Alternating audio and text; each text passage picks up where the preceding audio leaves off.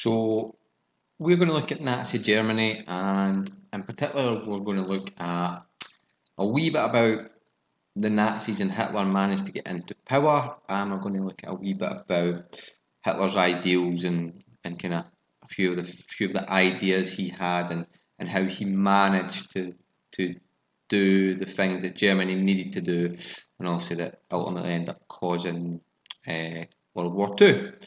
So what happened after World War One is obviously Germany had been defeated, the whole economy was kind of decimated, and they needed to start a bit of a rebuild of their country. Now, some of the rules that were put in place was Germany was only allowed to have like 100,000 people in their army, and everything was kind of pretty terrible and pretty poor. So what happened was Hitler saw an opportunity to try and unite the whole country and talked quite a lot about making Germany the strongest nation on earth. Very much a bit like Donald Trump and his Make America Great Again campaign. So, what did Hitler do and what did the Nazis promise? So, like I said, Germany was kind of on its knees after World War One. And what the Nazis promised is they promised what people wanted depending on the group of people they're in. So they promised that farmers would be given their land and public industries would be owned by the state, so they were getting huge support. They promised that Germany would be strong and they wouldn't be kind of picked on and wouldn't be weak, particularly after being defeated in World War One. They promised that Jews would not be German citizens, so Jews were seen as a weaker race to Germans, and a lot of people didn't like them and were blaming them for a lot of the problems in Germany. So the Nazis promised that they would not be made German citizens. They promised a strong central government that wouldn't back down and wouldn't give in to other countries in negotiations and things like that.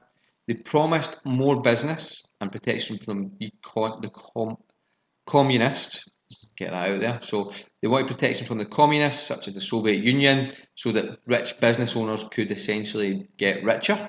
And they promised an increase in employment and wages because there was huge mass unemployment at the time. So they hit these key areas and got kind of all of the key demographics and groups of Germany together to kind of all believe into this picture that was possible. All right, and that allowed the Nazis to get into power because they promised everything that each group wanted. They promised that they could deliver. So Hitler had a few ideals and things that he strongly believed.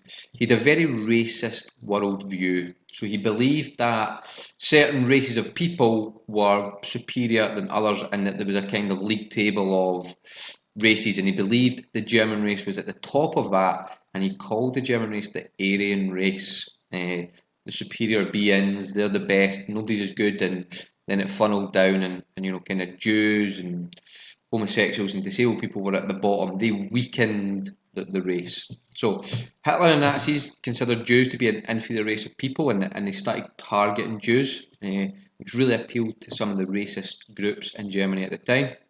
He wanted to get rid of the disabled, homosexual, Roma and Sinti kind of cultures and so on.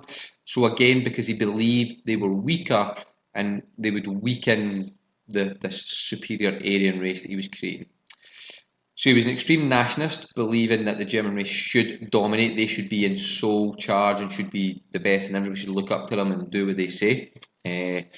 He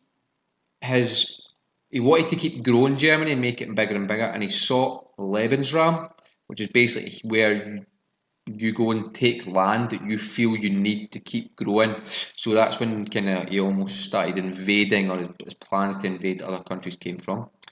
He wanted to create a super young generation that followed these ideals and were super strong, like super soldiers. So think slightly a wee bit like Captain America.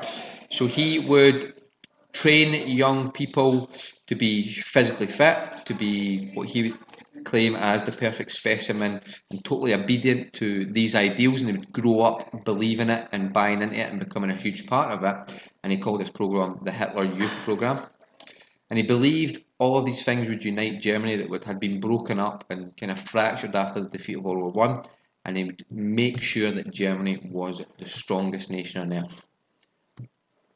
So, how did the German army get so strong, particularly in the lead up to World War II, after the rules had been put in place after World War One? So, after World War One, the German army was only allowed to be 100,000 people strong. They were not allowed any more than that for fear that they may start another world war.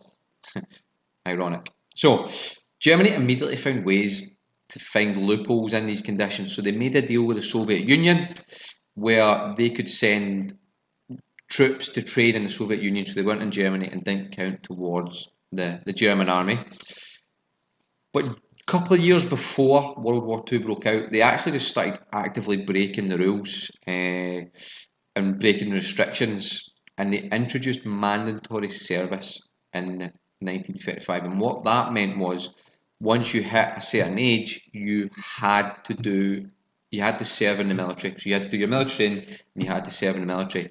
And what that done is that created hundreds of thousands of people in Germany who had been military trained, so that if there was a war, these people would be brought back in and they wouldn't need to be retrained because they had been through it. And it made the German army much bigger, although each year people left, they come in, so the number theoretically stayed at 100,000. And the problem was that Britain was going through a stage of appeasement and just letting people do what they wanted, so everybody would like Britain, and it kind of allowed this army to develop.